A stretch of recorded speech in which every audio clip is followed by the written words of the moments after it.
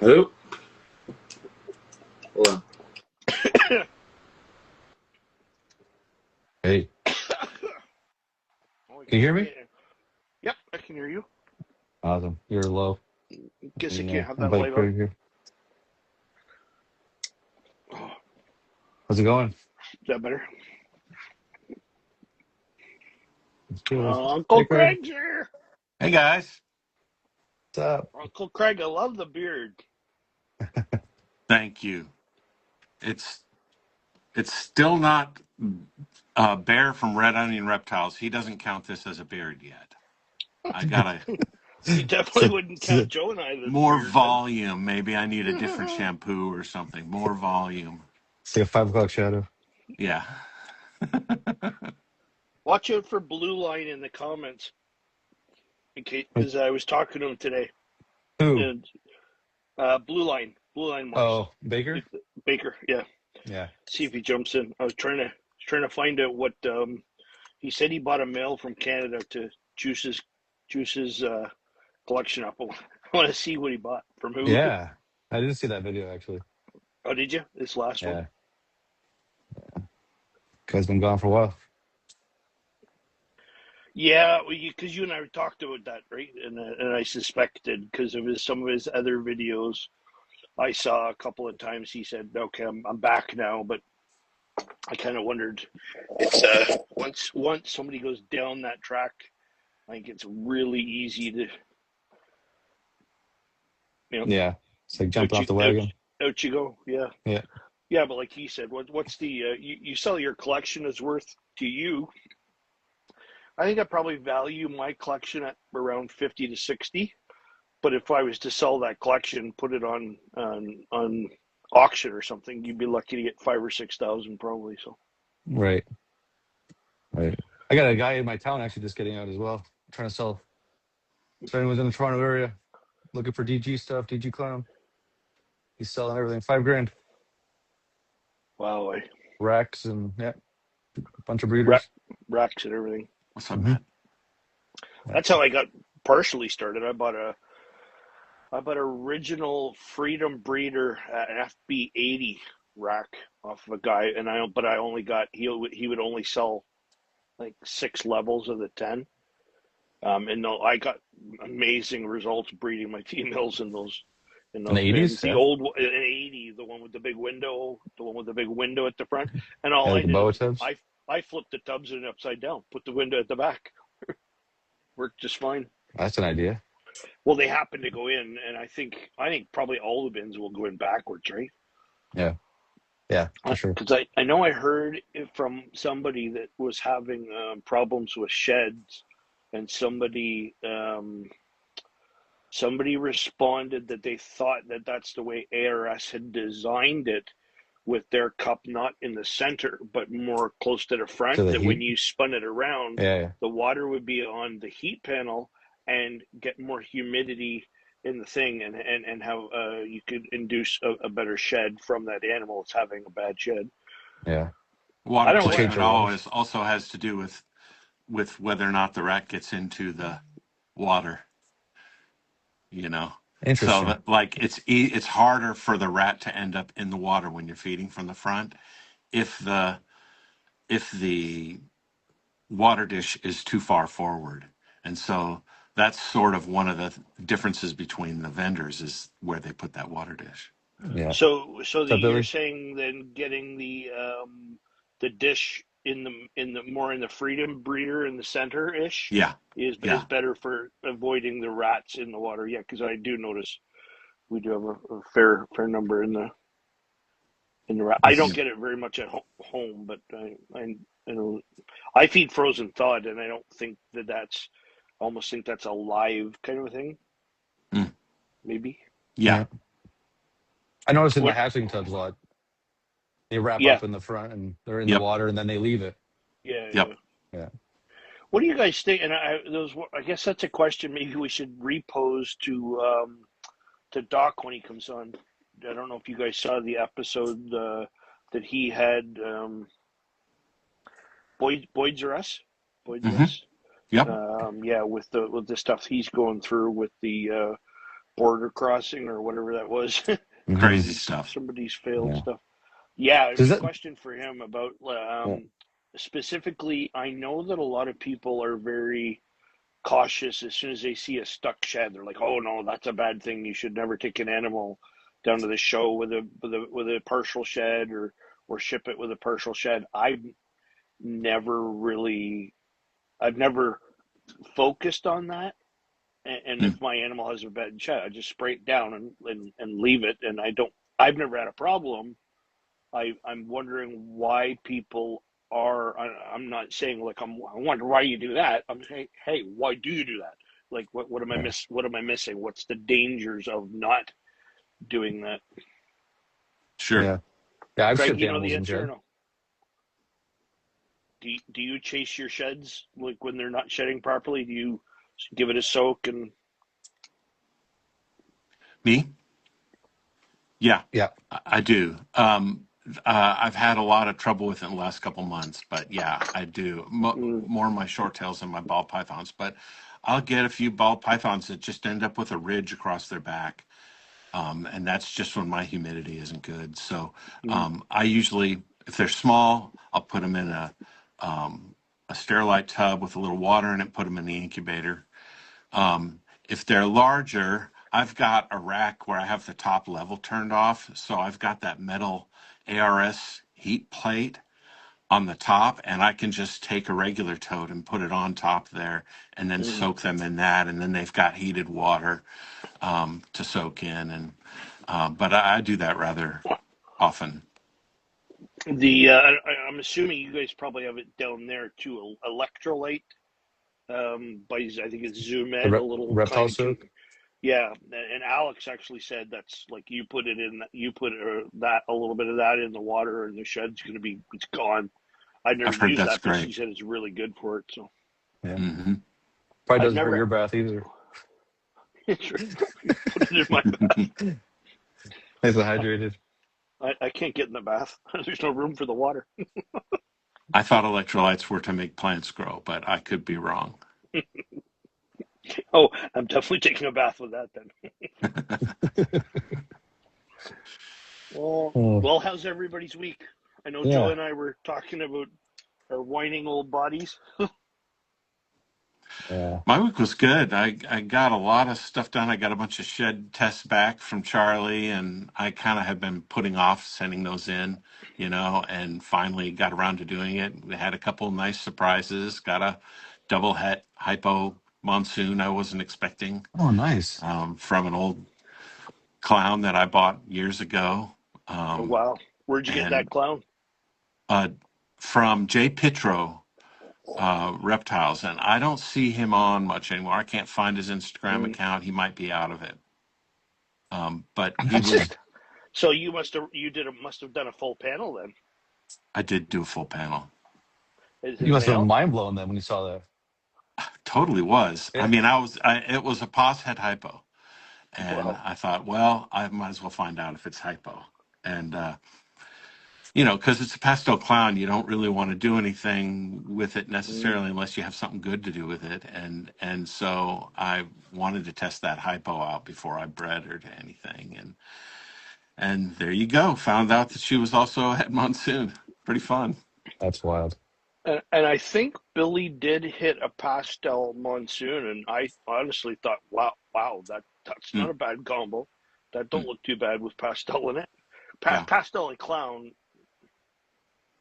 Billy wants the pastel in his clown with all the freeway and super asphalt stuff. I'm avoiding it like the plague, but I do have it in two of my most important females, Hmm. but Hmm. they're hets. So back then, that's all I could. I couldn't find asphalt het clowns, and I made my own black pastel. I think I got three in one clutch: an asphalt clown, and then two that have black pastel, so it's a black pewter then, Hmm. and one has vanilla. Austin thinks so. Cool. I'm waiting for my test. My test will be back. She said she was going to run them over the weekend. So what other surprises? What's your worst surprise you got from your sheds? Worst surprise? Yeah, Uh, Greg. I had one that didn't the test wasn't good, so he had to rerun it. But one test showed that an obvious albino was a normal. So I'm hoping that it just got the wrong albino. I was testing it because I got it from somebody who I thought might have some hets, and I was sending in a bunch of other sheds. Yeah. But basically, it's just a straight up albino. The snake was worth more than the shed test, or the shed test is worth more than the snake. Yeah. But Yeah, it's good. I heard that from somebody else that said if you got a fairly expensive male and the lineage is from Justin or Bob, and those guys have been around forever, that you should do a full panel just in case there's other stuff floating around in there. And I already did all the tests on the one I got from Austin to confirm it was black pastel, hurricane, asphalt, clown. Yeah. It was he there was a possible that was het hypo and het monsoon, so they proved out nothing. But still, it'd be interesting to run the full panel Yeah. on that because I've got that going to 16 or 17 females Oh, this wow. year. So It's a yeah, busy boy. originally I had only had it going to like 8 or 9, but then I got a couple more where I looked at my list. But I'm not pairing it to more than I'm at Billy's every 2 weeks, so I'm trying to pair it twice in 1 week, and then it gets a week off. It gets fed before I leave, then it has a week off. Then the next week I get back. It's a So, repeat. Jamie. So Nice. How's I your see, pairings going, Jamie. Craig? How's the season going? Yeah. Good. Got Anything first good? clutch on the ground, and got now I think 3 more gravid, Oh, and awesome. then I'm expecting to pair about 22 animals, something like that, on the current breeding plan. Nice. So 22 females. So we'll see how they go. Yeah, But for me, that's a big increase. for sure. How many males you got going to those? Um, Probably I'd have to look at the breeding program, but probably dozen maybe, something Okay. like that. So like 10 or 2 to 1. 12. 2 to 1 typically. I have some that go 3 to 1 and some that go 1 to 1. So on average, maybe 2 to 1. Nice. Yeah. And which So I've project are got. you pushing? What'd you say? Out of your 22 females, what's your biggest project, would you say? It's a good question. I don't. It sort of depends on what odds I hit. I really like the Ultramel Krypton project, and so I I've love got that. several of those going. Different variations of Ultramel, and I'm trying to get hypo in there, but I'm going to have to do a lot of shed testing because I only have a head hypo, and so I really want to get hypo in that combo. Yeah. I'm doing a what lot of stuff with black. Yeah, what do you feel while you're on the Ultramel Krypton?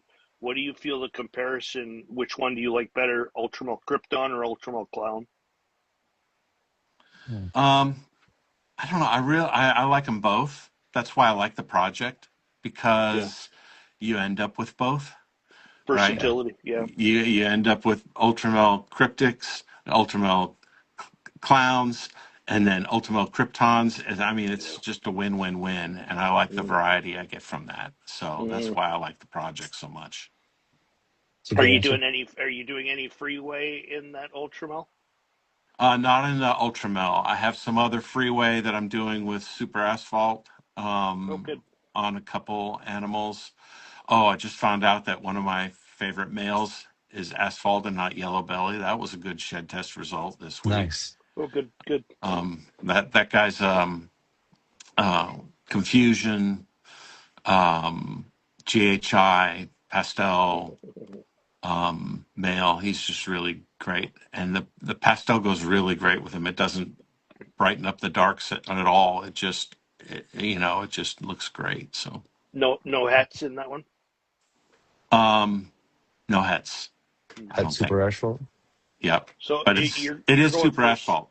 Oh, it is super No, asphalt. it's Okay. not super asphalt. no Okay. regular I'm all asphalt. confused because I've just been through all my animals and they're all bleeding together. In your super asphalt clown, what other genes do you have at play in the super asphalt freeway clown stuff? Good question. I'd have to look at my. See that this is an old one. Cypress, Mm-hmm. Enchi, and Mojave. Mm. So those are the other plus the head hypo. Awesome. Yep. I want to get some shed test results like that, where you think it might be yellow belly and it comes back asphalt. You're like, yeah. I have no Yeah. asphalt in my Yeah. collection. I Yeah. miss that. All my shed tests are like head monsoon, negative. Head Yeah. Yeah. monsoon, negative. It's like, oh my god, gotta hit somewhere. I need some good Yeah. luck. Yeah. I haven't hit one positive monsoon test, and I would probably say out of, let's say, if I send in 10 yellow belly or asphalt, I'd have one or two to come back asphalt. Everything else is yellow belly. Yeah. Occasionally, neither yellow belly or asphalt when it was sold as a yellow belly or asphalt. Right. That's not a nice shed result when you get those. Hmm. I've got Candino pieds that I really want to test out as actually candy pieds. But Oh so well. far, all the ones I've tested all come back Candino. So I'm Oh hoping really? that some of them, when you're doing, Candino to Candino, you hope to get some candy pieds. It's a lot like the Ultramil Krypton project. Mm, You get candy, you get albino, and then you get Candino. And yeah. I love the look of Candino. It's everywhere, every bit as exciting to me as dreamsicles, if not more. Now, how Yeah, many lines Billy of and I were looking through the albino? racks and saw a bunch of albino and candy or whatever else, what other, but they weren't like lavender, and they weren't. And I'm like, these things are stunning. What happened? Why did people bail or seemingly bail so early on these projects? Right. Yeah. I'd love to understand the history of, when these morphs came, how they got popular, why all of a sudden, like, kind of in we know the history of why DG went from up here to all of a sudden down here very Hmm. quickly, and we understand the history behind that. But it'd be Hmm. interesting to have somebody write a book of, in this year this was produced, in this year this happened. Like, I mean, you could probably sit down with Kevin McCurley or Billy maybe, and they could give you a bunch of history, but it'd be really neat. Hmm. Billy's high on albino, and I think it was just a matter of market forces. Mm-hmm. There were a ton of them, and they're popular as pets. And so there were a ton of them, and a lot of people just print money with it. Yeah. Like Wilbanks probably prints money with it. Like he prints Yeah. money with banana and everything. And so I think it was just a matter of how popular it got and how common it got. And then it's just like, you know, moving away and finding some of the more nuances in lavender. Hmm. But people go nuts over lavender when I think the nuances are fairly subtle compared to how great a regular albino looks too. So Right. anyway, Now, what's the key difference between like an albino and a candy and a lavender albino? I have no albino in my collection, so. yeah. So if you get the Candino, once they've grown up a little bit, you can see which ones are Candino. The important thing is you get purples in there, and you get a lot of different um, tones of color. Whereas a banana is kind of two tone. It's got the yellows, and so if you have a banana pied, it doesn't have those purples, and it's not as interesting. Um, Okay. the colors aren't interesting. Yeah, Matt, I got you. I love lav. I've got some. Yeah, right, Nice. right. Ryan Hill's in our live watching with us, so say hi to Ryan. So, Brian, who else is watching? I don't know. Mine only says 5 on. I don't know what your guys say, but at top of my thing, it only says 5 people are watching. I got 8. And I think I got I think because it's including us. Yeah. yours might include us. No, Because actually I think doesn't. if I touch the 5, it comes up. Yeah. Um. Got Oh, Fire Gods, Uncle Billy. Billy's. Oh, Billy's watching. what's up, Yeah. Billy? Oh, Uncle Billy's watching. So, how was Cool. your week, Joe? My week was rough. I was telling Craig before the show, I had some health issues going on this week, and I had a cold last week, and I was coughing a lot, and I thought I pulled maybe a muscle in my shoulder. And I was at work on Tuesday, and my arm went numb, my face went numb, and I was like foggy. My hand felt like it was swollen. So I went to Emerge. I work at the hospital, so I went into Emerge, and they immediately sent me for a CT scan, all that stuff. And thankfully, like I didn't have a stroke, or there was no blown blood vessels or anything in my brain. But they found in my brain, the main arteries, they're they're supposed to be smooth, and mine are like lumpy, like beaded, Huh? and it puts me at high risk for strokes and aneurysms. And they think I might have had like a mini, like a TIA stroke. Mm-hmm. So now I'm on like blood thinner, like aspirin, For and you. I'm going to a clinic on Tuesday. So I got a lot of long road ahead of me, I think. That's But some scary shit. yeah, it's man. If you guys notice anything, anyone in the chat, you notice anything, take it seriously, because Mm. I thought it was a pinched nerve. I Mm. got lucky. So yeah. But otherwise, I got a girl. She just pre-lay shed today. Pretty excited about that. I got 2 other girls about to drop within the next 30 days, I guess, or in their pre-lay shed. And yeah, the incubator's empty, but I'm ready to go. How many you girls are you doing? Craig's 12 males to 30 feet. 24 females. What you said, 22, Craig? probably. Yeah. Yeah. I've got I think I'm breeding like 10 or 12 right now, and I've got 5 males going. So Sweet. Is that yeah. all the clutches you hope to do this year? Or is If I like hit 12, under 10? that's plenty. Yeah, 10 to 12. Well, Yeah. I'm feeling bad right now. Well, what are you doing? I'm doing almost 30 females, and I got 4 males. Oh I, crap. I I have more than 4 males, but those Yeah. the 4 males are because I'm still doing while everybody else bailed on the freeway and asphalt stuff. I'm still doing super asphalt. I'm still trying to hit nuts, crazy super asphalt stuff.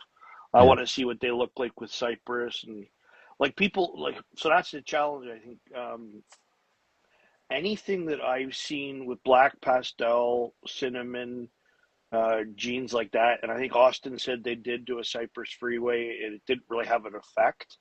But I like what I see from the GHI, like for instance, GHI freeway, it seems to tighten up the pattern and almost purify the freeway look, like the real dash dash dash. And I don't even like freeway with leopard in it, even though it's an amazing standalone snake. It loses the freeway look. So I'm really going for like more of a traditional freeway look. So I can't wait to see what those kind of genes look like. Hurricane's the same thing. Hurricane Freeway. If you see Nicole's one that she just bought, sold, she sold us a Hurricane Freeway het clown, and it looked almost normal, but it gives it nicer colors. Mm. Um, Hmm. I've got a pastel inchy cypress female, and it really with the inchy, it makes you can clearly see the freeway, but it's a much brighter snake than you would yeah. think. What other genes were in it? Pastel inchy cypress freeway. Oh wow, Okay. yeah. Send me a picture of that. I'm Yeah, I can grab it if you collecting. want. Yeah. Yeah, that'd be awesome. Yeah, Well, if anybody sees me on camera eating, it's not because I'm a fat pig. I am a fat pig, but that has nothing to do with why I'm eating. you My stu- my answered stomach your was own messed. question. Oh yeah, my stomach was messed up today. Something bad. Joe and I were talking it before. I don't know if it's my diverticulitis, so I'm trying to eat a little potato salad before it's like 9:30 at night, and I can't eat anything. So, Yeah. So what's the oh, here, pastel NG freeway called? Is that the Mardi Gras or is that Cypress, the Mardi Mardi Gras. Gras. No, not the Yeah, so pastel, but Inchy Freeway is a Mardi And Gras. okay, this would be Pastoral Cypress Mardi Gras. nice. Yeah, and from other That's nice. pastel asphalts, pastel Enchy freeways that I wouldn't even have guessed that there was cypress in there. So the cypress There's is the not really Inchy. having a ton of effect in there, would you Oh say, yeah, Craig? get that typical head stamp. I think it's washing out the pattern on the sides, Mm, you know, even more than normal. It's you can see the only thing that's left is the freeway on the top. Yeah, really? Wow. man. And that is Comes so. What? When did you have that? Did you have that from a baby or no? I got this from Billy when it was a baby. Oh, okay. And was it any more pattern back then? Was it? Is it pretty well looked washed out? It was probably more vibrant then. Did I get Yeah. this from Probably him? purples or No, I got this from freaking Garrick DeMeyer. Oh, okay. from Garrett. Yeah, Garrett does a lot of freeway stuff. Yeah.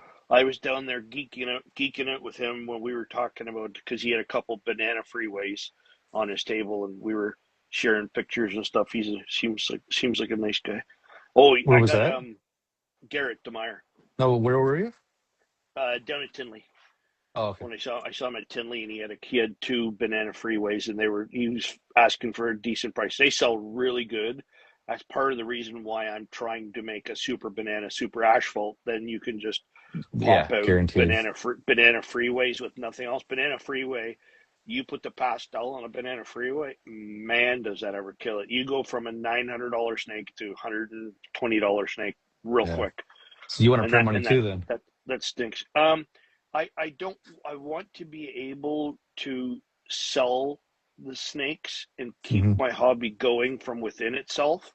I don't want to have to put a ton of money into the hobby, which is I think you and I were talking about that last time, and I think I've injected maybe 15,000 this year, Okay. which I Yeah. didn't really necessarily want to, but I got Yeah. good. Billy did my ultrasounding last night. Thanks, showed it to Billy and Alex that were doing my ultrasounding, and I got a banana spot nose yellow belly clown from Jordan, and I paid. That was the one that we were. Craig and I were talking. Well, we were all talking about it on that show that I went into debt. I put that on my credit Hmm. card. Now, 4 months later, I've already paid off the credit card, but I still want to see what that project pays off. Had I carried that on my credit card from the time I bought it till the time I sold the babies, and then kind of go Yeah. backwards. This is how much the credit was. This is how much it was. Because I think I'm of the opinion that there's no reward without risk. So it's definitely got a little bit in there. But Hmm. Billy ultrasounded, and that female's at 12, which is awesome because I got that Mojave Black Pastel Hurricane Asphalt Clown mailed to it. So that'll make some. I think on that one that could end up being, and it's red stripe too, banana red stripe Hurricane uh, Freeway Pompeii's, and that's like I know that the odds are astronomical, one in like 256 or something. But Yeah. even without the odds, like I mean, I don't care if I hit it with the black pastel or the Mojave. It would just be. I'm the most interested to see what the Hurricane Banana Freeway will do, or Hurricane Banana Freeway Clowns will do. I want to see that interaction, Hmm. and Now, I got Craig. Oh, sorry. no Have you go. seen Blue Line Morphs? You know Baker at all? You've Yeah. seen his stuff, yeah. So one thing that Jeff mentioned at the beginning of the show was that he just put out a video. I believe it was yesterday, and Okay. He was talking in that video about getting out or whether staying, and he was pondering this for a long time, and he finally just said, you know what, fuck it, I'm staying. I'm not getting out. I love reptiles. If I I got knew out, he I would look wasn't doing like content for a while. yeah, yeah. He Yeah. really got out of the content. But one thing he mentioned in his podcast is how it's almost like a break even breeder right now. Like how do you feel about that? Like you think I, he's I think it's fine. I mean, yeah. I think um, people should do what they want to do with this, and some people want to go gangbusters and make a huge company, and some people just want it to stay small. Some people have dreams of leaving their jobs, and some people have no intention of ever leaving their job. And Mm-hmm. he's probably one of them because he's probably going to get a great pension when Yeah, he he's said Yeah, like 5 years is he retiring. was Yeah. talking about yeah. retiring in 5 years. I didn't think the guy was more than 38 or 39. But Yeah. I think there's a lot of different expectations than people had 6 years ago. Yeah. Now on the hobby, and I think I talked to a breeder with a large collection yesterday, and he was just sort of like, he's been doing this for over 20 years, and his plan was to do it more as a boutique and less as a numbers game, and you know sort of the Aussie route. Mm-hmm. And so, I think a lot of people are reassessing right now because, I think the majority of the bloodletting in the market is over and things have stabilized. And now people are going, now what do I do? Do Right. I, do I, and the other thing is a lot of people have collections where that were designed for the market 3 years ago, and they Mm-hmm. have the everything that was popular then, which is the problem with this hobby, right? I mean, you jump on a bandwagon, and in 3 years the bandwagon's only over, and then your animals are finally up to size, Ready to right? go. Yeah. So that's why I think it's so important to follow your own path. And I think the people that are doing that on a even basis, where they're taking the proceeds and putting it back into their collection and not trying to live off the proceeds, are going to have an easier time of it. That makes perfect sense. Just So do my you think, opinion. yeah, but do you think so people that are reassessing now who didn't maybe reassess when the market was going down, it kind of held strong. You think they're going to put more downward pressure on the market if they I were don't to think so. release a bunch of their collection? I don't think so. I think what we're seeing is people just it's less about the quantity and it's less about the market. It's more about the motives right now. I think the conversations I'm having with people are, I'm hearing people say that, I'm adjusting expectations, and in a couple of cases falling back in love with the hobby as a hobby without that pressure, without those expectations, without quite as putting quite as much into their ball pythons. But then again, I know Yeah. other people that are just going crazy, and like, talked to Crazy one breed. investing or crazy? Yeah, yeah, Okay. investing, and I talked to one breeder last week who was going to do 85 clutches this year, and which is a lot more than last year, and is doing it full time. Went full time doing it. So I think that everything's out there, and there's something for everybody. If you wanna, how's it going, Morphs by Brun Skillet? Yeah, it's just no longer the pitched to anybody as a get rich quick scheme, Hmm. and no longer is our life the way it was during the pandemic. So I just think a lot of people are getting in and a lot of people are getting out, and I think some of that is normal. I think you know it's only a good thing when supply dries up for the market a little Mm-hmm. bit. You know, you definitely see that on Morph Market. You definitely see fewer animals on Morph Market for sale. Yeah. Stuff like Think that. it's the season or like the babies just haven't hit yet? No. No, I think on average the numbers are going down, Okay. Yeah. and Interesting. some of it might be seasonal for sure, but there's fewer 1 and 2 year old animals on there. Okay. You know, That makes sense. Yeah. Even either their year to date stuff seems like it's down 15, 20% from what I'm always kind of looking at that and paying attention. I keep a mental note. I don't keep it on paper, but certainly I'm seeing it way less. Yeah. I think that's good. I think there's other things at play too. I think as people have less money, they're by nature going to spend less on rodents, and maybe the less rodents that are being bought, the less breeders are into the breeding. So in that case, it might be a really bad thing when they actually do want to start breeding again, and Hmm. start really feeding their collections heavier.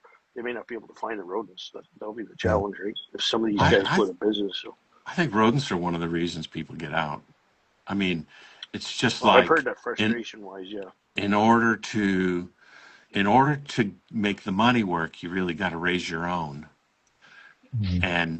and that's so much harder than raising the snakes. Um, It's a full-time job. if you know, there's two times when you want to raise your own rodents: when you're bootstrapping and you're cash strapped, right? And when you're so successful that you don't have time for it and you've got a little margin to pay for someone else to do it, for someone for whom that's a big opportunity, you know? Right. Right. Um, and I still think that the people who are in the rodent market are really going to be doing well to serve that middle ground area, you know, where it doesn't, it, people are on the bubble and aren't thinking about raising their own rodents. What's up, Morphav? Right. I know one of the biggest rodent producers. I was talking to Austin this week. Happy birthday, by the way. It was his birthday on Wednesday. All right, Um, Austin. I was talking to him, and he was mentioned that one of the biggest rodent producers in Canada or Ontario went out of business this recently. So Hmm. the guy I've been picking up Well, rodents from said his volume has gone through the roof. Like customers looking for rodents, and his prices. wow. He keeps like every 2 months he's sending me another list. Like prices went up, price went up. So I mean Rodents are that's live rodents are extremely expensive. yeah. If I ever lose my job, man, I'm opening a rattery for sure. Yeah. That's where it's at. Sell all the snakes and it's gonna do rats. I Love it. keep trying to talk Billy into doing Norwegians, but he's not biting on it.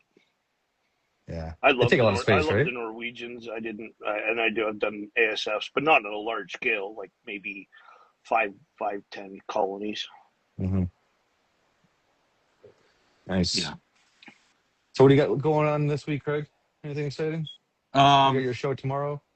yeah, we got a show tomorrow at 6 o'clock Eastern, but then at 8:30 Eastern, I'm The releasing Forge? an episode of the Reptile Workshop, and Okay. that's going to be on AI and how to utilize AI. And a couple people have been giving podcasts about AI, and it's been good and informative. But we're trying to make this more practical, like a workshop style. And Nice. so we've the idea is for people who come in and may not know 7 p.m. Eastern time. Thank you, Billy. What did I say? You said 6:30, and I'm like, I'm not sure what show he's talking about. I'm going to ask him what he's done. I've been drinking. It's That's my channel, my content, 7 o'clock, right? yeah, it's at 7. But at 8:30, right after my channel, my content, we're going to premiere this video, and it's with Mm. Nikki from Irresistible Pythons. It's with Mike from Proxima Reptilis Okay. and Josh from Critical Hit. Mike and Josh do a lot of AI. I do a lot of AI, Yeah. and AI Nikki for does. what? Sorry. I do AI for coding. I'm a Okay. software developer, Awesome. so The bash coder. that's part of the Bash Coder thing. Yeah, so I'm a coder, and we have a company that does software development for retailers, and it's Nice. just me and my son, little small boutique software guys, Awesome. and so yeah, we're gonna do that. It's about 45 minutes long. Turned out good. I think it'll help some people. Is that Definitely. your main job, Craig, or is that a side hustle? No, You and your son. my main job is a software engineer.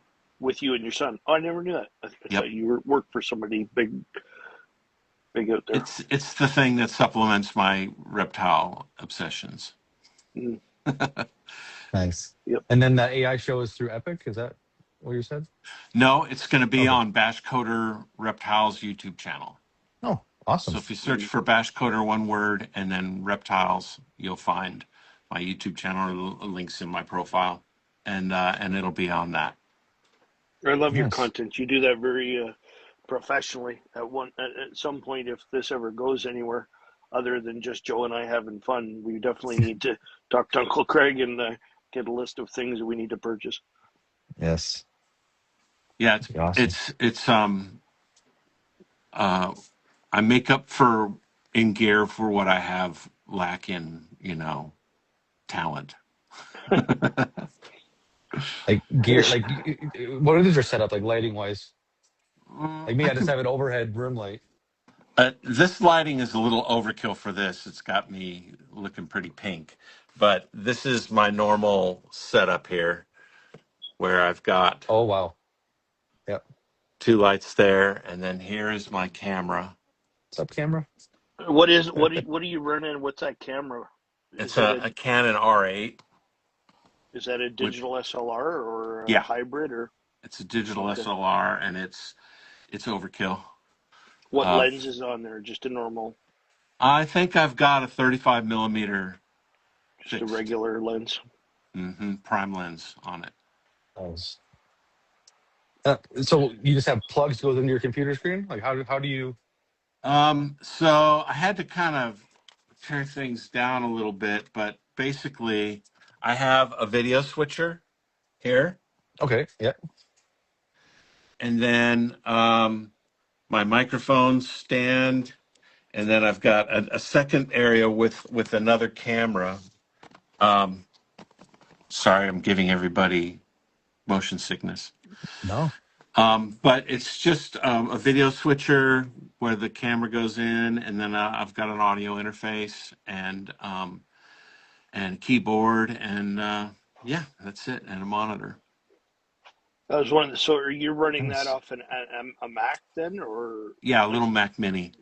Okay, that was one of the questions I keep looking up on YouTube or whatever. Like, how do I get an external camera hooked up to my iPad? It doesn't seem like there's a whole lot of options for There a aren't. mic or camera. And my iPad wasn't cheap; it was like $2,500 or something like that. And the last thing Hmm. I need to do is go buy another computer.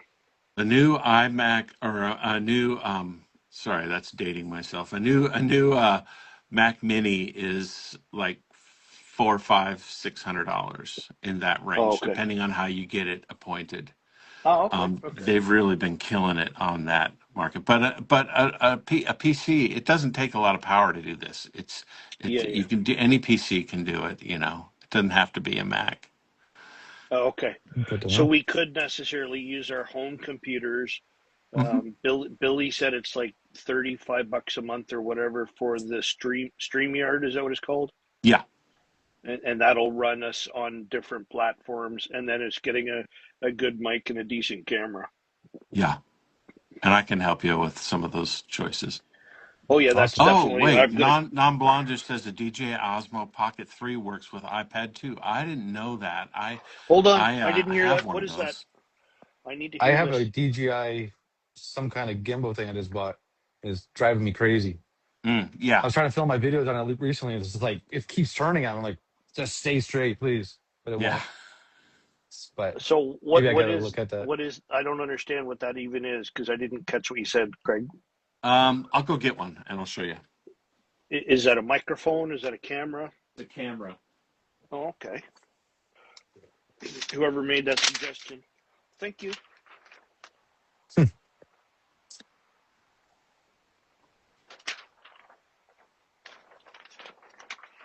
My desk is so crowded I can't tell whether Here's this is a a. here's a um this is a pocket Okay. this is a Pocket 360. I have a Wow. one that's more like a Pocket 3 also, but this has a built-in gimbal, and you just turn the screen sideways to turn it on, and the gimbal follows you. It's all built in. It's pretty great. What's the model like on that, or make and This model, or? is the Pocket 360, I think. And the Pocket 3 is more like a GoPro, but it's got Okay. like Non Blondish says, it's got a mic in it and everything. And this has a mic in it, but it'll also work with wireless mics. So you can put Interesting. on a DJI microphone on your lapel if you want. That's You my did other kind of concern is I'm using the Apple iPad. What are these Apple your earbuds? Just because earbuds? Yeah. my wife's 10 feet away from me, she's watching TV on her thing, so I don't want it playing through the speakers, and then also don't want to wear a headset. Yeah, yeah, I get that. Nice. And this sounds budget friendly? These are budget friendly in terms of what they do. I think they are. Yeah, if you get the creator combo, it comes with the lapel mic, and also there's another combo that comes with this. Like if you're worried about battery life, this is an extra battery, and Oh, then okay. this is the stand. It comes with a little stand at the bottom that you can use. Um, but it's I get more battery life out of this. So this is my walk and talk. So if I'm outside recording myself, I'm using this. Oh, okay. Awesome. You've done a couple where you're walking along, chatting away, and I like those videos. That's what you use with that when you've done Yeah, those. usually All right, sometimes my perfect. phone, but typically it's this. And so that'll sync up to your phone, or are you basically recording it and then putting it on the internet later? Yeah, like storage. So I record it onto this, and it's got a little card in it, and that little micro SD card slot Yep. right there. And I take the card out and put it on my Mac, my main PC, and I edit from that, Oh, import okay. that, and I Very informative. edit from Awesome. that. Yep. But you don't, I have friends that podcast with just their iPhone, and they take a wide shot and then they edit it. They take a wide shot in 4K just on their iPhone, and they're both in the room, and the wide shot, and then they just crop in on the individual shots when they need to, and they just use an iPhone. It's not Mm. like you need a bunch of fancy gear to get started. you know Yeah, that's for I sure. think for me, I was just looking for convenience. I want something that I can just click on a button and the camera wherever I have it mounted that starts it has the Yeah, angle I want or whatever, and then that we're not messing around. I think every time you look at me, you're looking at a different part of the ceiling in the basement down where the snakes are. So. yeah, totally. I can't use my PC for these Instagram lives. They have to be done on your cell phone, Mm. otherwise Oh I'd wow, show okay. you. So, because when we're on an Instagram live, you can go live from your PC. You just can't invite guests. And Hmm. guests, and you can one to one face, like almost like a FaceTime call using Instagram video with someone else from your PC. But you can't join one of these with a PC, and you can't host one of these with a PC. That's weird, eh? Yeah, Is that because it's app driven Until they or buy it.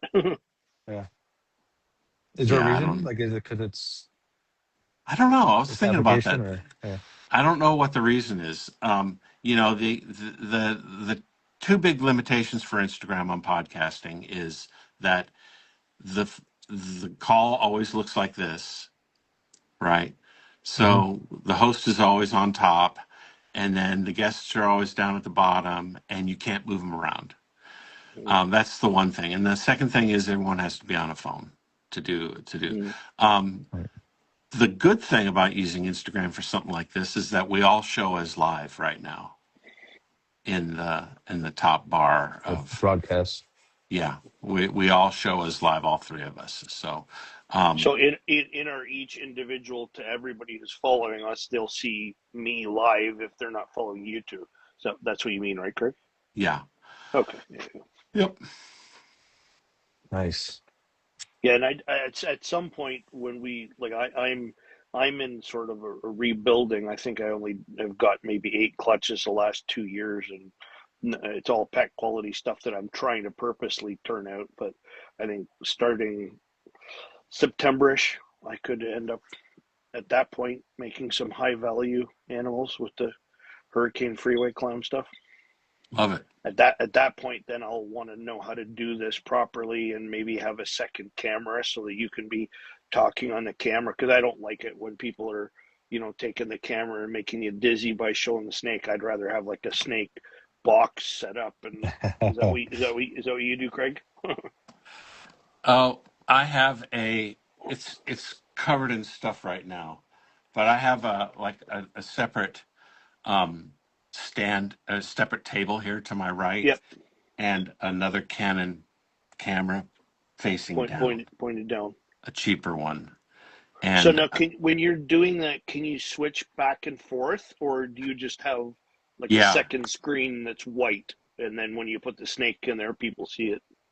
no, it's you can switch from the cameras, switch to different cameras. So now, when you're doing that, is that Like what you're this, using your video switch thing that you showed us? that's right. Oh, okay, okay. And that is Yep. that toggled through that switch, or is that toggled on your computer Do the going switch. back I and forth? physically touch a switch, Oh, and okay. it like Just switches the camera. Oh, wow. Okay. So that's almost like a mixer then. yeah, it's Okay. like a video mixer. Yep. Okay. And I was in the at one point at the church, in control of the sound room, and the boards were massive doing that. But Yeah. that's like 20 years ago. I'm dating myself now. Yeah, I used to. How I got into all this gear stuff is I used to be a record producer and and recording engineer. So I would Oh work wow. on those big desks and but then I got into the internet and left the music industry behind after Mm, about 10 years. But wow. I made probably about 35 records in 10 years. Awesome. Not Yeah. with you singing. You're talking producing, Yeah, records. producing or engineering, Yeah. one of those two. Well, Mostly engineering. Nice. Yeah. yeah. I So knew did you? you're a music buff too, right? Is that correct? Yeah, but I really Yeah. burned out on music in the '90s. Oh, did you? Yeah. What on Now I listen on to it what again, what but for a did long Wham time I didn't did listen to Wham music. kill you? Well, what should have killed me was some of these songs I was recording, you know. But instead, I was like, next, Oh wait, you rhymed fire with desire. How novel, And Yeah. I sort of, at the end of 10 years, I sort of got to the point where I was just not that much interested in music. But now I've got a Okay. whole I do recordings and I make music too and stuff like that. So now it's just for fun. Austin will quote a Awesome. certain music artist or whatever, and he's floored. I have no clue who that is. I've never heard of him Same. before. I'm Same. not a music person. In high school, we had the kids that were in music, and they had the Wham badges and Depeche Mode. They wore little vests and had all the music badges all Yeah. over them, and then you had the jocks and the meatheads that used to hang around, and then the sporty kids and the nerd kids. And I'm like, I was the deadhead. I didn't belong anywhere. I didn't have any of these things. Went to high school, got on my crotch rocket, went to work. Yeah. I don't You got fit a crotch anywhere. rocket? I was working, I would probably say I averaged 25 hours a week since I was 14. And the second I turned 16, I had a brand new, what did I have? I had a almost brand new RZ 500, which back then was like an absolute batshit crazy bike. And if you had an RZ 350, that was insane. They were little two-stroke bikes. The only thing bigger than an RZ 500 was a Gamma. Suzuki made one that was a 500 that was just absolute stupidity. Now, yeah, and I Hmm. didn't have any. I didn't have time for girls. I didn't have time for the. I was a big kid. My brother and I were both like almost full size at 12. So we had the gym teacher chasing us to be on the football team, and so, no, man, how many hours at the work? No, no, I can't do that. I gotta work. Yeah. I was Nice. responsible in working, and like I dropped out, and I didn't even finish grade 12. Dropped out and went full time at that point, and I think I was making $30 an hour by the time I was 22. But I was, at that point I was married. I was mature in that sense, but then immature in other areas. Started growing up when I was like 29. We're way off the topic of snakes. I don't know how I went on that rant. Sorry, guys. It's all good. It's all good. Mm. So, Craig, what's your favorite animal in your collection? What gets the extra red, as they say on I Awesome I KG show? I really like. Um, I have a Western Sanzinia male, um, Madagascar tree boa that I really love, and but I've been thinking about. Yeah, I just have a male. I don't have a female, and it'd be a long road to raise up a new female right now, and then to do breeding. So I might end up um, giving him to somebody who could use it more, someone who has a female or something like that. Like a Um, breeding loan or like I keeps? don't know. Oh, Yeah, I don't know. It's an awesome snake. They go for around $2,500 as hatchlings, typically. But they're really great. I love them. And the eastern ones stay more green. My western one has is called Mandarin phase, but the eastern ones are more greenish and they're more highly prized. Um, they're rarer than the okay. westerns. How long have you been into snakes and reptiles? Like I'm since in you're a my kid? seventh year, sixth or seventh year, something like that. Oh, really? Even with Yeah, so with all of your snakes, what did you start getting first? ball pythons. Oh, wow. Okay. Yep.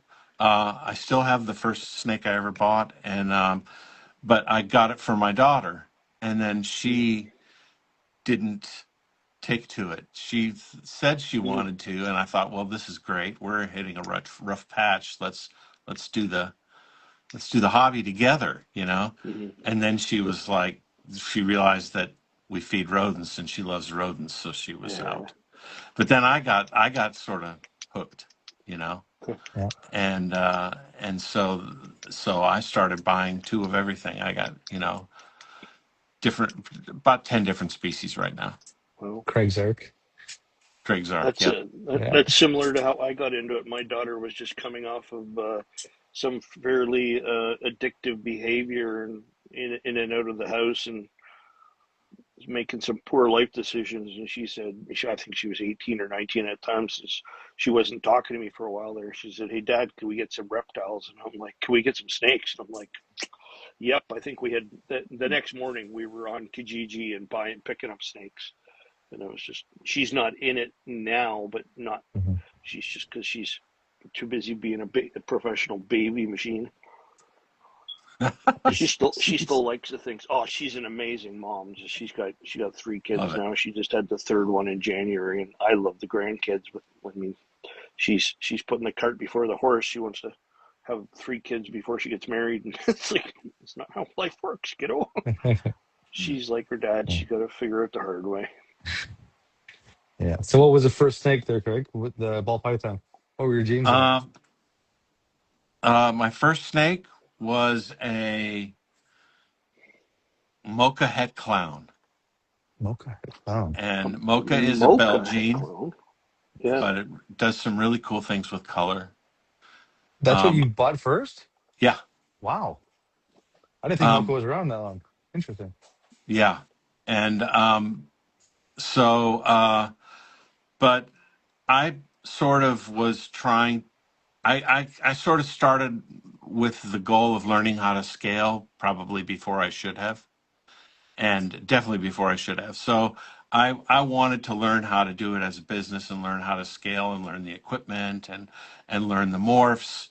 But I should have spent more time learning the morphs and less time looking for deals. And Hmm. so I did totes, hefty totes on heating pads with, Me. with herp stats, so I'd have a herp stat 6 and then I'd have 6 totes and then they'd all have their own probes and they were just on regular, like shelves, Hmm. until that just wasn't practical anymore. And then, like after 15 or something like that, it was just too much. And so I ended up getting my first rack after that. It was a 40 series ARS. Oh, nice. Now that's my male rack. So all my males go in the 40 series, and then all my Oh, you got a females 40 go series. into 55s. Oh, that's a big rack for That's males. a Yeah. freedom breeder, right? The No, 40 it's series. ARS. Oh, okay. ARS. So the males are in ARS. a smaller tub, a little tighter, and the females are in bigger tubs. And I've got some um, 70s like you've got behind you, right? Are those 70s The behind you? 70s, yeah. Yeah. So I've got some 70s. Most of my racks are hybrids, and they have the top several um, rows are 55s, and the bottom three rows are 70s. Mm. Okay. But I don't think I've I ever seen a really 40. wish I only did that on one rack and not three, Hmm. because I don't need that many 70s. Yeah.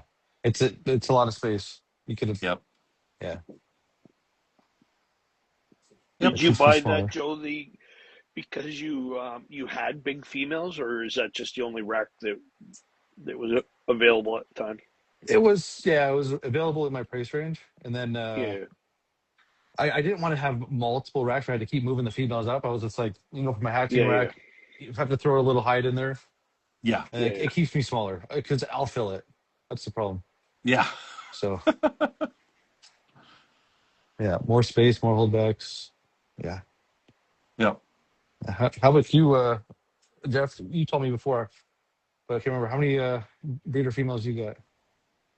yeah. I got 25 at Billy's. I just it bought three more off of him for a project, so that's 28. Oh, one of those are Austin on a breed that he wants me to do to the male that I got of him. So 27, and then I got Billy to clear. It's my rack, but Hmm. we haven't gotten rid of all the animals that are in there. Billy still got some of his in there, and I'm not in a rush. I think he just cleared me three more spaces. I got three more I'm going to bring in here. I think I've got a total of 8 that are over 1,000 grams. And my stuff grows. My problem is my Okay. stuff grows way too fast. I have a uh, yellow belly stranger clown female that was 1,100 grams like 8 weeks ago, and I just weighed her last night, and she's 1,360, and I'm going, what? Where did that come from? Wow. Yeah, it was. Yeah, she's eating like crazy, and some of them are like Snake steroids. some of them are like garbage pails, and like at the end of the day, when I'm feeding a frozen rat, I do not want to see stuff going. I'm not throwing rats in the garbage just for something to do, and I'll open up the Right. bins, and she's always coming out. She's always looking Mm. for a second meal, and like okay, well I tried everybody else. I guess I'm going to have to give you. I think she's 3 weeks in a row double tapped medium rats. Medium So rats. she's Wow. had medium rats in a week, and three in a row. So she's had 6 medium rats in 3 weeks, which is why she's the weight she's at. But I had the Yeah. same with. I find it okay with an older animal. My main concern is on a younger animal like that. Even though she wants to eat, should I be feeding her? Because I got a snake off of Catherine, and Austin's pretty sure it's around 2.5 years old, but it was only like 1,100 grams. Well, it went from 1,100 to 1,900 in 6 months, and she was doing the same Oh thing. wow. She was double tapping mediums, and she's long and super fit. We have one, the one that I got off of Jordan's 2,800 grams, and she looks like me, big Like a fatso. sausage. Yeah. Yeah, she does not look necessarily healthy. She looks overweight, and like I'm feeding her. I asked Billy what should I do, because I'm trying to feed her a small rat every 4 weeks instead of every 2 weeks. Once anything I have is over 1,800 to 2,000 grams, I back off the feeding. I don't want them getting heavier than 1,800 to 2,000 grams. For me, that's what I found was my sweet spot. 10 eggs. It's almost like it's 1,500 grams gets 5 eggs, 16 gets 6 eggs, 17 gets 7 eggs. That's just my Interesting. experience so far. And anything that was like super healthy, 3 years old, 2,000 grams, 10 eggs Hmm. every time. and it's like, Yeah. okay, this is weird. And the ones that I had, I think I had the first year I had a 2,800 gram OD yellow belly, and it 6 eggs, 7 eggs, twice 2 years in a row. And I'm like, come on, you should be able to put like 15 eggs out. You're huge. Mm-hmm. No correlation. Billy's like, nah, man, you need a head shake. Yeah. Do you guys find like a 10 egg layers, a 10 egg layer? I know you just said like 2,800, then they started kind of giving you less, but have you noticed like in general that they go up in egg sizes or they stay about the same or? For me, I don't have enough data. No. Okay. I have a few large breeder females. Like one could be like Volta, and those are the only ones I have that can do clutches that big. Okay. Just like 4,500 grams. Yeah. Big girls. Yeah. And you find they give you I more every year or are they about the same, consistent? I averaged at 7. 7. Okay. Across my whole collection, 6 or 7. Yeah. I So think I it's think a big that's difference of being 3 years old and 2,800 grams, or being 12 years old and 3,000 grams. well, Big difference. sure, yeah. I Yeah. think their productivity definitely drops off as they get older, for sure. yeah. Yep, in terms of the I was count. honestly going to say the opposite, because to my experience, if it was a 3 year old and 3,000 grams, I don't seem to be able to get past 6 or 7 eggs, and then Oh, I the see. next year 7, then the next year 8, then the next year 9, and then 10. And I think my record's only 11 eggs, and that came Mhm. out of a blade clown that Austin and I figured it's got to be at least 8 or 9 years old. Hmm. Okay. But again, like we're each talking from our experience, and Billy's probably in the Yeah. background laughing, because between the three of us, we might add up to the experience he's got, but probably not. Probably just barely. For sure. Yeah. I noticed I had one girl last year that actually was her first time laying, laid me 10 eggs, but she was Yep. like 3 or 4 years old. She had skipped, the first couple of years, Yeah. didn't Yeah. built and then didn't go and then built but then she finally laid a big clutch and Well, wait. What weight is she? What weight was she? when she went, she was probably like 2,200, Yeah. and she's gonna lay Good any day size. now, and she's like 3,000. Yeah, she's a big In girl. reality, we don't like. I mean, I don't want 15 egg clutches. Like, if I get a 15 egg clutches, maybe I get better. Maybe I get better odds. But I mean, that's Yeah. not necessarily a good thing when you're limited on.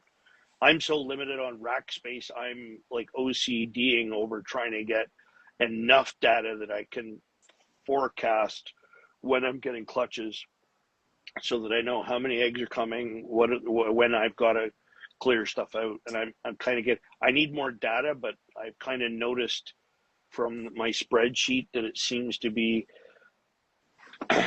to have a bit of a spike after they hit 15. It's almost like the data is more dependable after 15 millimeters. Hmm. So from 15 millimeters to laying is more consistent than from 10 millimeters to lay. Because I Yeah. got a bunch of females that take forever to go from 10 to 15, but other ones go 10, 15, 30 ovulating within the Right. space of like 4 months. So I'm OCDing over trying to get better data, but I'm not. I'm a spreadsheet nerd, but I've never done like the graphs and stuff like that. So Yeah. Do you guys have plus, any just not enough objection? data, right? Yeah. Do you guys have any objection to cohorting your hatchlings? To Um, cohorting? you mean Yeah, like if like you're running a room. cohabitating? Yeah, yeah. Oh, cohabiting. Yeah, yeah. Yeah. I've seen some people do that, but I don't think it's good for feeding. And yeah, for feeding. Yeah, yeah.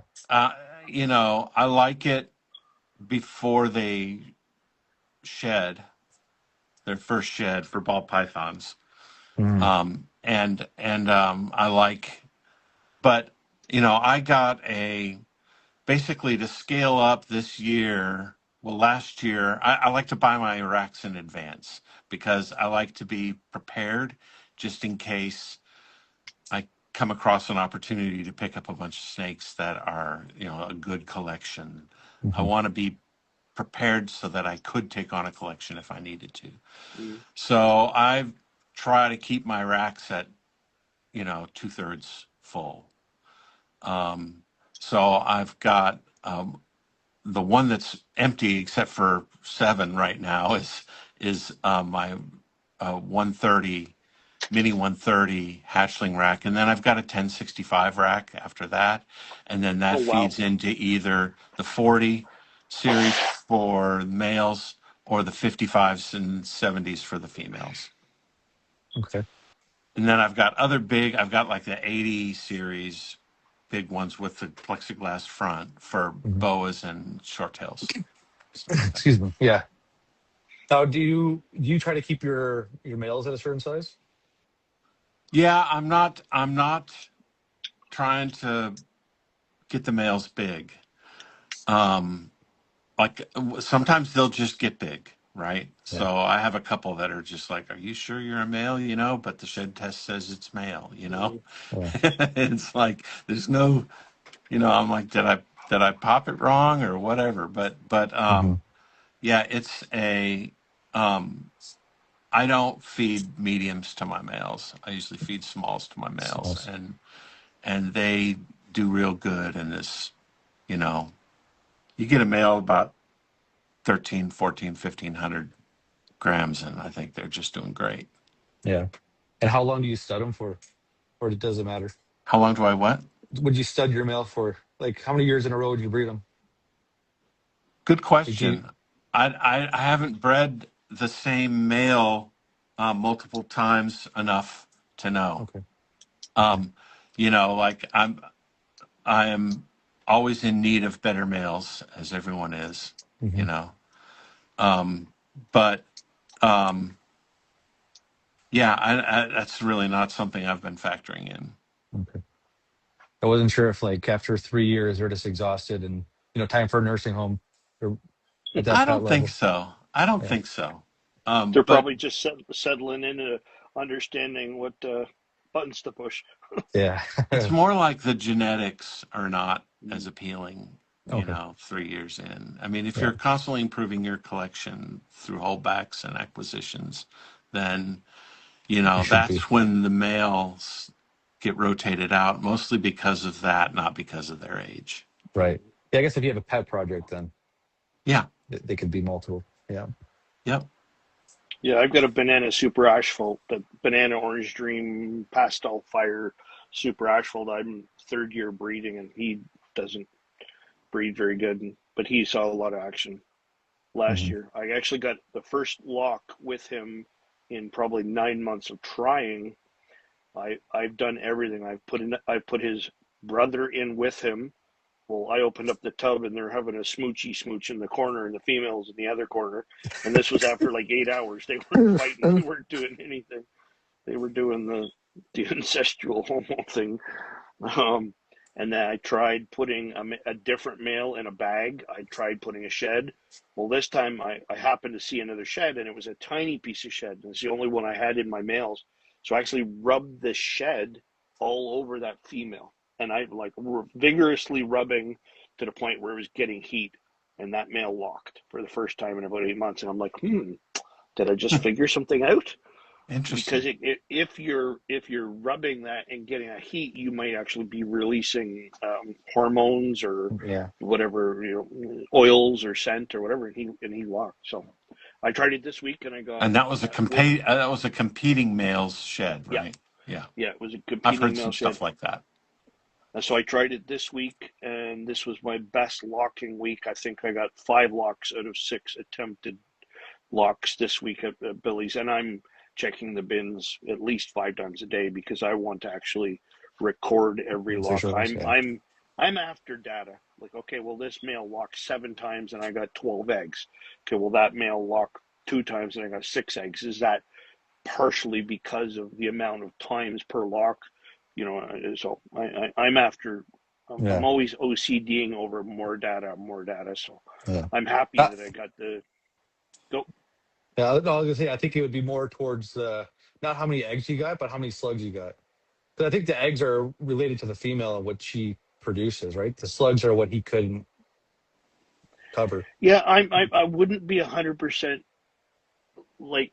I'm not saying that you're wrong. Yeah. I'm just saying that I think from when the follicles are developing and move into the oviduct. Am I saying that right, Craig? Correct me if I'm Yep. wrong. Yep. Um, at that point, is the sperm already fertilized as they're growing? So I'm wondering if you're pairing more, not only will you not get slugs, but there'll be more because they develop. They develop. It's not like that she only made six all Uh, yeah, yeah. follicles. She didn't Follicles. just make six follicles. Only six follicles uh, saw sperm interaction. Hmm. I want more. I want to understand that more, and I don't Mhm. really find that anybody is able to give better answers. We do have a yes from Boys R Us, the doc, to come on, and those are I want to Okay. ask him some. The poor guy's gonna feel like he's on the hot seat because I got a dozen very. I want to nail down somebody. I want some better data other than I can't have data like a billionaire talk about it all the time. Well, this is his experience. My experience is almost the opposite on feeding. I find that I got majority of my stuff But gets like, fed on ASFs, stuck on ASFs and stuff like that. Once I get a female that she hasn't eaten for 5 months, and I want to give her an ASF to get her, back in eating, she won't eat anything else other than ASFs. So, like, I mean, but I have a very, very shallow data stream to be looking at that. I've only got 30 year one grow ups, 30 year two grow ups, and then 30 females that I'm breeding. So I'm 90-ish at any given time, plus hatchlings, plus males. Males, I'm usually running about 15 of grow ups and yeah, breeders. the challenge with data is that um, it's data is pretty easy to collect because it's just things that happened. The harder part is to get actionable intelligence out of the Hmm. data, and it's I think that to get some of the answers we really want, you've got to be in the thousands of animals to get the Mm-hmm. kind of Yeah, data that we really want. yeah, That is actionable, like yeah. Hmm. data that drives decisions. And I have a feeling that if you wash it all, if you everything's about odds, right? What are the odds that an egg gets fertilized? What are the odds of and there's an egg may not get fertilized even if you've got a powerhouse male.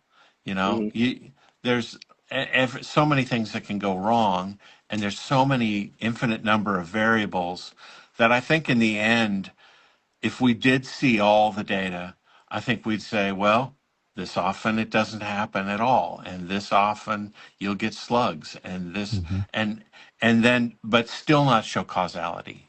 You Yeah, know, Right. yeah, I think we could observe what's happening and still not know the cause. Yeah. Um, yeah, and therefore, if you observe what's happening and you get that data, and then you can't make a decision based on it, then what good was it? You yeah. know? Or make the Um, wrong decision based on what you thought you saw, Yeah. yeah, and make changes, and then oops. Hmm. I mean, I think you have to live in a complete biodome as well. Like yeah, your probably, barometric pressure would have to be exactly the hundred same. Your room percent. temperature would Yep. always have to be the same. You pair your males on the same day every year. You know what I mean? Like there's got to be Yeah. some kind of a like you just said, variable in everything, right? So and Yeah. then the cost of gathering the information will not be worth the answers, Yeah. because it's expensive to track everything to get all that data we so much want, you know. hmm. um, the the cost of doing that is not free, and every time you touch an animal, there's a cost involved. um, and and there's cost involved in not touching an animal too, you know. It's like there's the annualized costs of your enclosures, there's food, there's all the all the all the things that we need to do Yep. just without gathering any information. And then you go and you try to capture all this information by observing every poop, by observing every lock, by observing every you know ovulation. And I just don't I just don't know that. I think experience is the best way, and that while we want more data, I think doing what works for you is still a good guide Right. for all the way up to thousands of animals. Yeah. Yeah. It's like Just my baseball, opinion. right? They might have a 400 batting average. Doesn't mean they're going to hit 400 today, or No. they're not going. They're going to hit into the shift or whatever. So it's Yeah. yeah. There's always variables. Yeah, or it's one game of data, Yeah. or it's like um, opening day. There's a lot of 400 or 500 players. Right. You Right. know, Right.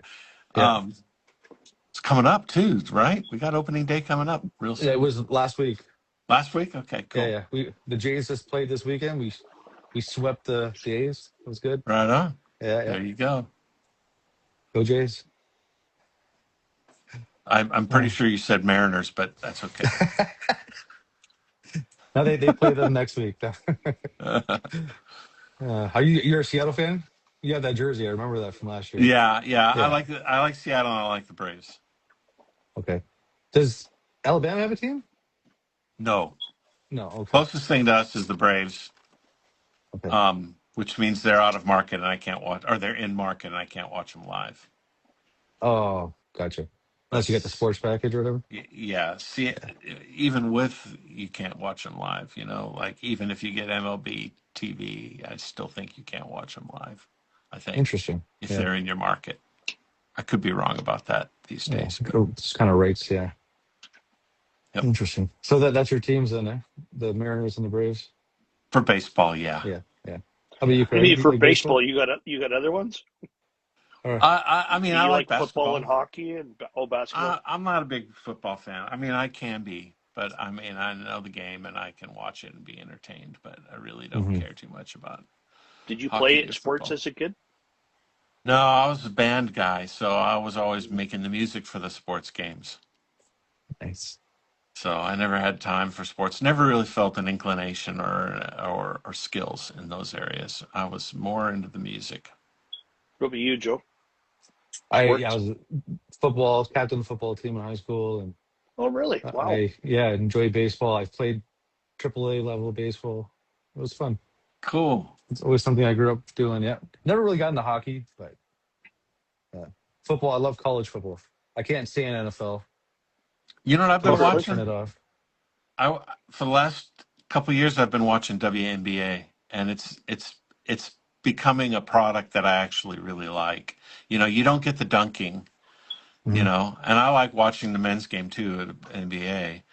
Um, and it's March Madness now, but the um, I really like the WNBA. Like you have to make a shot. You can't just slam it because they can't Right. dunk pretty much. There's one or two that can dunk, Yeah. but they don't dunk even if they could. And it's like even the couple people who do dunk only do it a couple times a year, and Hmm. and um, and so you got to be able to hit the shot. So I like that.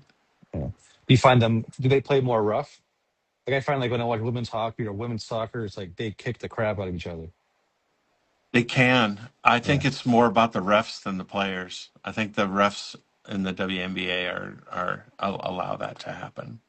Okay. They they they let their stars get beat up Interesting. more than the NBA. Yeah. Are there women refs or are they the male refs? Both. Oh, It's okay. both. They don't discriminate. No, Guess no. that would be bad if they did. Yep. Awesome. It's Football is both. life. Got a lot of DT and OT. football. Nice. What was that, Joey? I was reading Proxima's comment there. I'm Football not is seeing any life. comments. DT and OT in high school. Awesome. Defensive tackle, offensive tackle. I guess that Hmm. is right. Play both sides of the ball. Cool. Awesome. You not seen the comments, Jeff?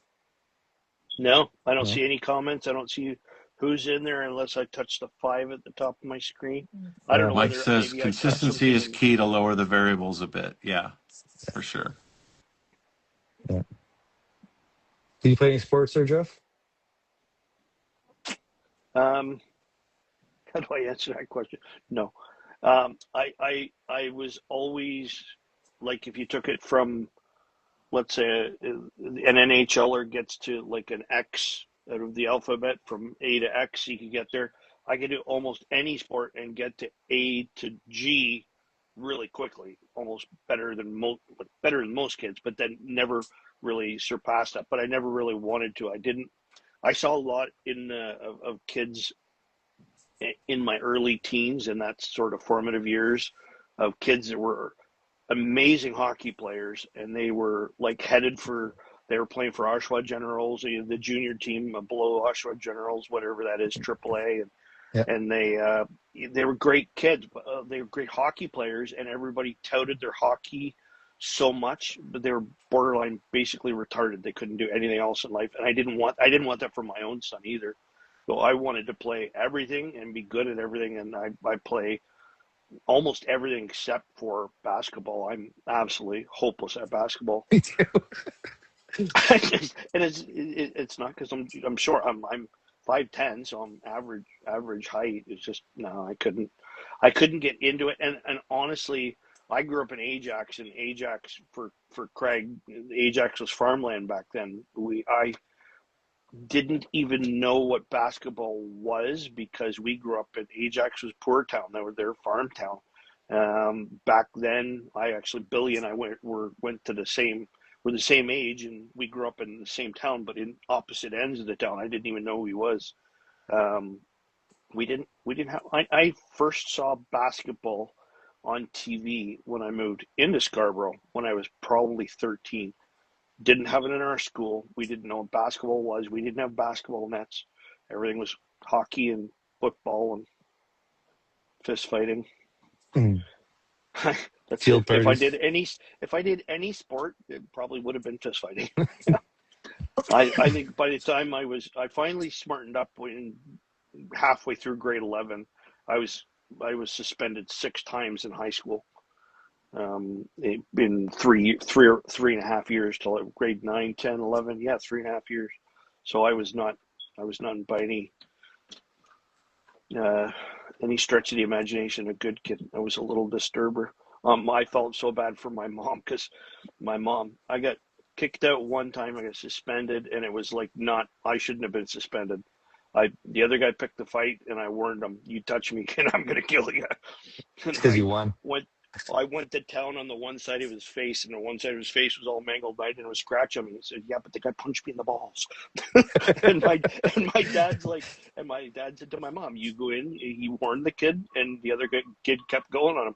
My mom takes me into school the next day. I didn't, skip the 3-day suspension.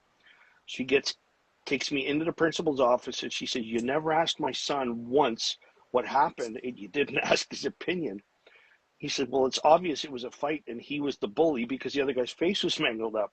So I got put into school. We come out of the principal's office, and there's my brother sitting in the principal's chair getting suspended the exact same day my mom was there. I felt so bad for my mom, but I'm like this to my brother: "Thanks, buddy." my poor mom. And I think he told the the French teacher to go F off, and the French teacher whipped a chair at him. So so he got suspended. Oh, What was it Nice. like playing AAA ball, baseball, Joe? Uh, it was fun. A lot of It was. travel. Yeah. I mean, it was mostly around Ontario, Mm. but we did do like a couple tournaments down in the States. Um, but it was challenging. It was like I don't think I was quite ready for AAA. Mm. But it was quite a learning experience.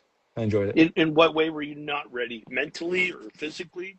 Yeah, I think I was more like what do you call it, stage fright? You know, Mm. Mm. the guy's throwing the ball. Like, you haven't really seen too many curveballs in your life, and next thing it's a mind game. Honestly, I Yeah. believe I couldn't hit the ball, and I just couldn't hit the ball. But I was a hell of a catcher. I That's why I made the team. But my Mm. batting was very poor. Now I got glasses, so that's probably why too. Mm. Yeah. But yeah, we're coming up on 8:30 there. I I was see going to say we're at the hour and a Jared's half show's mark, coming and on. all the old men are starting to tire out. Yeah. I appreciate you coming on Well, there, Craig. Of course, anytime. Always yeah, a good man, that time. was nice. Look, big shout Great out, to Fat hang with Man you guys. Nation. Yeah, man. I got my new shirt, just came in. Right on. Did that Yeah. guy send you a shirt, I or bought did the you buy shirt. it? Come I on. was going to Yeah. say. $60 Canadian. Even our pink fella, I keep telling him to send me a shirt. He won't. Sammy won't. I said, send me that little XL one. I don't know what that business is. I need a three. I need a 3X, man. Sammy's shirt's fit a bit tight. Yeah, Sammy's shirt's a little bit tight because I think That's he gave me a 1X and a 2X, and I think the 2X my even daughter was wearing. yeah, the 2X like a tube top. Yeah, man. Yeah, thanks for Yeah. coming on, Craig. You And bet. for anybody who was like, bored enough to listen to all this, Yeah. thank you Yeah. for stopping in. Yeah. We're Yeah, going to keep doing it because honestly, Joe and I keep saying we're not doing this for anybody. We're not doing this because the pet world or the ball python world needs another podcast. We're having fun. We love talking to you guys, and yes. instead of talking to ourselves, or each other, we talk to a third person. Yes. This is just like a broadcast three-way call, really. Yeah. And Craig, before you go, you want to give your show tomorrow another shout out? Yeah. So tomorrow morning or tomorrow evening, golly, man, I'm so out of it. Is it Sunday? It's Sunday. So tomorrow at 7 Eastern, we've got My Channel, My Content with me and Billy. And then we've got, after that at 8:30 Eastern, we've got the Reptile Workshop and on AI Fundamentals.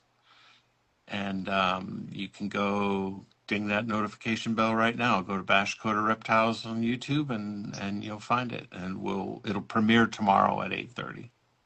Sounds What is? awesome. I've always wondered, what does the notification bell do?